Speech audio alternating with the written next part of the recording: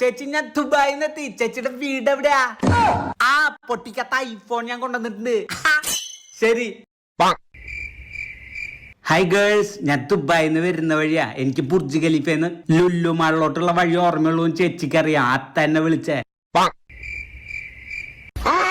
ഓണക്കായില്ലേ, അപ്പൊ ചേച്ചിക്ക് ഒരു ഐഫോൺ കൊടുത്തിട്ട് തിരിച്ചു പോവാന്ന് വിചാരിച്ചു ദുബായിക്ക്. അതെ, ഞാൻ ഒരു രഹസ്യം പറയട്ടെ, ആരോടും പറയണ്ട. ഞാൻ ഇൻസ്റ്റയിൽ ഒരു സെലിബ്രിറ്റിയാ.